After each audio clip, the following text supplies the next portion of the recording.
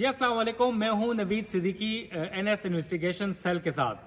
आज हम बात करेंगे अहम तरीन इशू के ऊपर, वो इशू जिसने पाकिस्तान को दुनिया भर में बदनाम कर दिया है। और पाकिस्तान क्या देख सकते होंगे मेरे अकब में इस वक्त मैं मौजूद हूं आमिर खान बॉक्सिंग जो एकेडमी है वहां पर। और ये आप मेरे अकब में देख रहे होंगे कि इस एकेडमी का क्या हाल हुआ है।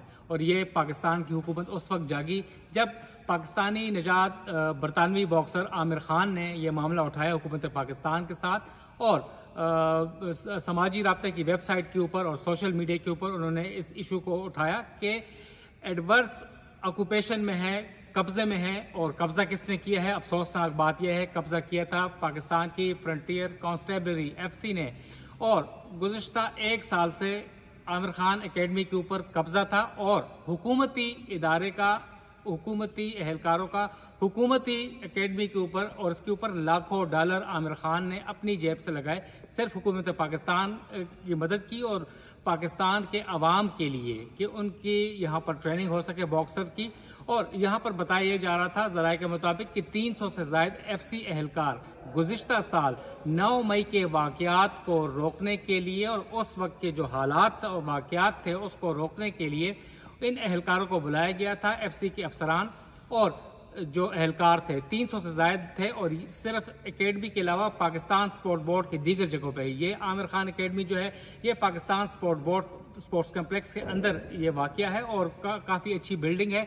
बिल्डिंग हुकूमत पाकिस्तान की थी और आमिर खान ने इसको फंड किया था, फाइनेंस किया था। और यहाँ पर एक ये देख सकते होंगे मेरे अकब में कि बॉक्सिंग रिंग है और बाकी दीगर जगह हैं। और आमिर खान के पोर्ट्रेट्स यहाँ पर जो हमारे पास तस्वीर हैं हम दिखाएंगे आपको, और वीडियोस भी कि तस्वीर फटी हुई हैं, पोर्ट्रेट्स उनके हैं और दीगर जगह। और जो बॉक्सिंग ग्लोव्स हैं और इसके अलावा बॉक्सिंग पंच हैं वो भी तबाह हाल है। और जो इंफ्रास्ट्रक्चर है आमिर खान बॉक्सिंग एकेडमी का वो भी तबाह हाल है। रिंग के अलावा दीगर जगह टूट फूट का शिकार हैं, बैठने के लिए कोई जगह नहीं है।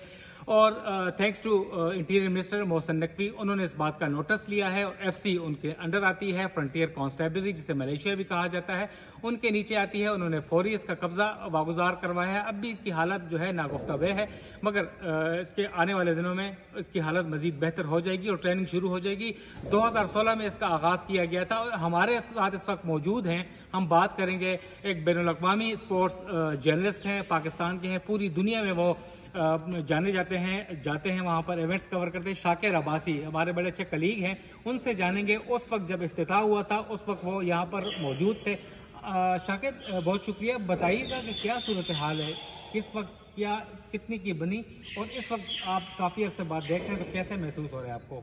थैंक यू नीरज भाई। मैं तो आज क्योंकि तकरीबन 2 साल बाद यहाँ दाखिल हुआ हूँ, ये एरिया एक नो गो एरिया था, ना सिर्फ स्पोर्ट्स जर्नलिस्ट के लिए, इवन स्पोर्ट्स एथलीट के लिए। और ये प्रॉपर्टी है पाकिस्तान स्पोर्ट्स बोर्ड की। और जब से एफसी ने इस एरिया को कब्जा किया हुआ था, स्पोर्ट्स बोर्ड जिनकी ये प्रॉपर्टी है वो उनके मुलाजमीन भी यहाँ नहीं आ सकते थे। तो जो हालत मैंने इसकी देखी, क्योंकि मैं आपको थोड़ा सा इसका बैकग्राउंड दिखा दूँ। 2011-12 में जो आमिर खान उस वक्त वर्ल्ड चैम्पियन, बड़ा नाम था उनका, एक सेलिब्रिटी थी, ब्रिटिश नेशनल है लेकिन पाकिस्तानी उनका ओरिजिन था, मटोर से उनका ताल्लुक यहाँ पिंडी डिस्ट्रिक्ट से। तो वो जब यहाँ आना शुरू हो गए तो उनको एक इंटरेस्ट पैदा हुआ। अथॉरिटीज़ ने भी उनको एक ख्वाहिश का इज़हार किया कि आप यहाँ पर अपने नाम से एक अकेडमी बनाएं। यहाँ पर पूरा एक वर्क हुआ और इस जगह को इंतखाब किया गया। ये अकेडमी बुनियादी तौर पर जितना भी इस पर खर्चा हुआ है मैक्सिमम जो है वो पाकिस्तान स्पोर्ट्स बोर्ड ने खुद किया है। आमिर खान ने इसको अपना नाम दिया, एक ब्रांडिंग की। फिर एक इस तरह सियालकोट की एक कंपनी थी ग्रीन हिल्स, उसने इसकी तमाम ये रिंग आपको देख सकते हैं, जितनी भी यहाँ इक्विपमेंट चाहिए थी वो उन्होंने यहाँ लगाए। और मैं दुनिया भर में हम जाते हैं, ये अकेडमी वर्ल्ड स्टैंडर्ड की अकेडमी थी। और यहाँ पर फिर हमने जब इसका इनोग्रेशन होगी, बड़ा अच्छा एक इवेंट हुआ। उसके बाद यहाँ पर इंटरनेशनल पाकिस्तान का पहला जो प्रोफेशनल बॉक्सिंग के भी 2 कैटेगरीज हैं कि एमेच्योर बॉक्सिंग जो आप ओलंपिक्स में एशियन गेम्स में देखते हैं, एक प्रोफेशनल बॉक्सिंग है जो मोहम्मद अली भी करते थे, जो आमिर खान ने की, टाइसन जिस बड़े नाम जो है वो करते हैं। तो ये प्रोफेशनल बॉक्सिंग का सबसे पहला बड़ा इंटरनेशनल इवेंट यहाँ आमिर खान ने किया। आमिर खान ने अपना नाम दिया, इज़ अ बिग नेम। उसने यहाँ पर एक हमारे पाकिस्तानी अब बड़ा प्रमोट हो गए हैं, उस्मान वजीर इस वक्त पाकिस्तान की तारीख के पहले यूथ वर्ल्ड चैम्पियन बॉक्सर हैं गिलगित से। आमिर खान ने आगे उनको जो है वो पुश किया, या लोकल टैलेंट को सपोर्ट किया। और उनका जो उस वक्त जो एम था वो ये था कि पाकिस्तान में अकेडमी बनानी और मजीद आमिर खान पैदा किया। आमिर खान इस पाकिस्तानी, वो कहीं पाकिस्तान को रिप्रेजेंट नहीं करते, वो ब्रिटिश बॉक्सर हैं, लेकिन यहाँ आकर उन्होंने पाकिस्तान से एक ज़ाहिर कनेक्शन है उनका, वाहिदात पाकिस्तान से, उस कनेक्शन को मजबूत करने के लिए उन्होंने अकेडमी बनाई। और ये एम था उनका और ये उनकी कमिटमेंट भी थी गवर्नमेंट की, तभी यहाँ करोड़ों रुपए खर्च हुए कि यहाँ से इंटरनेशनल बॉक्सर प्रोड्यूस होंगे। मैं उस्मान वजीर की बात कर रहा हूँ, उस्मान वजीर इस अकेडमी की प्रोडक्ट। टारगेट्स क्या थे बॉक्सिंग की? तो वैसे ही बहुत बुरा हाल है बलूचिस्तान में, हम सुनते हैं कराची की लियारी के कुछ बॉक्सर निकले थे और जो निकले हैं वाकई वो कीचड़ से कमल निकले हैं। तो यहाँ तो शहर के अंदर वफाकी दारुलहुकूमत में है, तो टारगेट्स क्या थे आमिर खान के? कितने अरसे में पाकिस्तान को बॉक्सिंग के मैदान में कहाँ पर लेके जाना है? लेकिन भाई दुनिया में फुटबॉल के बाद दूसरा जो सबसे मकबूल खेल है वो बॉक्सिंग है, तकरीबन दुनिया के हर मुल्क में खेला जाता है। आपने लियारी की बात की, वहाँ से शाह हुसैन उठे, उन्होंने ओनली ओलंपिक मेडल है हमारे पास आज भी, वो शाह हुसैन का था। लेकिन ओलंपिक मेडल जीतने के बाद वो जब यहाँ उनकी किसी ने नहीं पूछा तो उन्हें जाके सुकूनत इख्तियार करना पड़ी जापान में, और वहाँ वो रह रहे हैं। आमिर खान का ये मकसद था कि पाकिस्तान से कोई वर्ल्ड चैंपियन बॉक्सर नहीं पैदा हुआ, कोई बड़ा नाम नहीं पैदा हुआ, तो इस एकेडमी के जरिए यहाँ की लोकल टैलेंट को ट्रेन करना, और ट्रेनिंग के लिए सबसे बुनियादी चीज़ है इंफ्रास्ट्रक्चर। आप कोई एकेडमी बनाएंगे, उसमें सहूलियात होंगी। आमिर खान ने यहाँ इंटरनेशनल कोचेज़ भी रखे शुरू में, और ये एक अच्छा एक लेजॉन चल रहा था उनका स्पोर्ट पाकिस्तान स्पोर्ट बोर्ड का, जिससे कुछ यहाँ प्रोडक्ट में बार बार जब बात करो उस्मान वजीर की, तो उस्मान वजीर इस एकेडमी की प्रोडक्ट थी जिसने पहले एशियन लेवल पर फिर वर्ल्ड लेवल पर पाकिस्तान को रिप्रेजेंट किया, और इस बार उन्हें निशान इम्तियाज़ मिला। तो वो जो एक विजन था जो उन्होंने बताया था कि यहाँ से मैं इंटरनेशनल बॉक्सर पैदा करूँगा, शायद वो उतने कामयाब नहीं रहे। लेकिन ये नहीं हो सकता कि अगर कोई इतनी बड़ी यहाँ से प्रोडक्टिविटी नहीं होती तो इतने बड़े वेन्यू को, इतने बड़े जो है वो एक स्पोर्टिंग इंफ्रास्ट्रक्चर को इस तरह से तबाह कर दिया जाए कि इससे जो है वो यहाँ पर मैं बताऊँ एफसी के जो लोग, मैं उनको ब्लेम इसलिए नहीं करता, आपने जब रिजीम चेंज हुई, जब पाकिस्तान में हालात ख़राब हुए, पीटीआई गवर्नमेंट जब गई और उसके बाद से जो हालात थे, तो इस्लामाबाद में दावा बोलने के ऐसे हालात थे, तो उनमें एफसी को यहाँ लाया वफाकी गवर्नमेंट ने ताकि कुछ मुश्किल हालात हो तो उनसे काम लिया जाए। अब गवर्नमेंट की जिम्मेदारी थी कि एफसी को यहाँ रिहाइश दें, कोई बेहतर जगह कोई और दें। ये एफसी को मैं इसका जिम्मेदार नहीं समझता, उनको तो आप जहाँ कहेंगे उन्होंने आकर रहना है, वो अपने घर बार छोड़ के कोई देखें एफसी सारे कोई फ्रंटियर कंस्टेबल कोई बॉर्डर एरियाज के सारे वो जवान होते हैं, वो यहाँ उनकी तो अपनी रिहाइशें नहीं है। उनको ये जगह दुख इस चीज़ का है कि पाकिस्तान में स्पोर्ट्स का वन स्पोर्ट्स नेशन है, क्रिकेट के अलावा किसी को स्पोर्ट्स समझना ही नहीं आता, और वो विजन नहीं है कि यार ये इंस्ट्रक्चर में ख़राब कर रहे हैं। आप उनको कहीं मार्कीज़ यहाँ थोड़ी शादी की मार्कीज़ लगी हुई हैं, वो हायर कर ले, वहाँ ठहरा। उन्होंने भी यहाँ मार्की के तौर पे इसको यूज़ किया।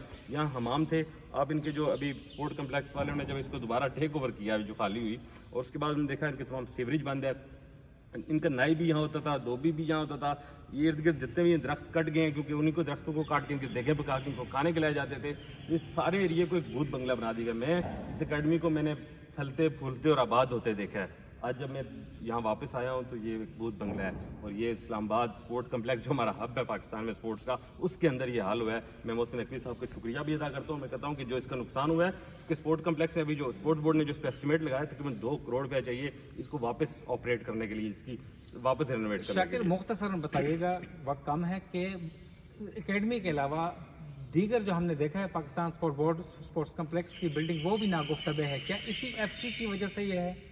नहीं, मेरे ख्याल में इसको एफसी का जिम्मेदार तो एफसी तो यहाँ ठहरी थी, इसके अलावा इस एरिया में कहीं भी एफसी नहीं थी। कुछ इनके हॉस्टल में भी उनको रिहाइश दी गई थी, लेकिन ओवरऑल स्पोर्ट कम्प्लेक्स अब क्योंकि हमने गेम्स 7 गेम्स यहाँ होनी थी जो मुसलसल डिले हो रही है, हमारी प्रिपरेशन अपनी नहीं है, उस हवाले से थोड़ा रेनोवेट हुआ है। लेकिन ये जो पाकिस्तान स्पोर्ट्स का अलमिया और खासकर स्पोर्ट्स बोर्ड का यहाँ जो भी मिनिस्टर आया ना अभी रिसेंट पास्ट में, फहमीदा मिर्ज़ा से लेकर बाद में जितने, उनका स्पोर्ट्स विजन उतना नहीं था और उनकी प्रायोरिटी स्पोर्ट्स नहीं थी। हमारी गवर्नमेंट का ये है कि हमारी स्पोर्ट्स मिनिस्ट्री है ही नहीं, वो एक सेगमेंट है इंटर प्रोविंशियल कोऑर्डिनेशन मिनिस्ट्री के अंदर एक विंग रखा हुआ है जो स्पोर्ट्स को डील करता है। तो पाकिस्तान में स्पोर्ट्स की नागुफ्तबे हालत को बचाने के लिए और इस तरह के ब्लेंडर से बचने के लिए ज़रूरत यह है कि प्रॉपर एक स्पोर्ट्स मिनिस्ट्री होनी चाहिए जो स्पोर्ट्स के इश्यूज़ को देखे। शाकिर बहुत शुक्रिया जी। नाजरीन, शाकिर से जाना काफ़ी मेरे से ज़्यादा एक्सपर्ट हैं वो, और उन्होंने तमाम तर तफसीलात बताई हैं, और इसके तमाम जो कब्ज़ा वागुजार कराने के ऊपर आमिर खान ने हुकूमत पाकिस्तान का शुक्रिया अदा किया है, और उनका ये कहना है, उन्होंने ख्वाहिश जाहिर की है और उम्मीद और इस अज़्म का इजहार भी किया है कि वो पाकिस्तान जल्द आकर इस अकेडमी को दोबारा आबाद करेंगे और अच्छे टैलेंट को वो लाकर और पाकिस्तान का जो नाम रोशन करेंगे। वस्सलाम।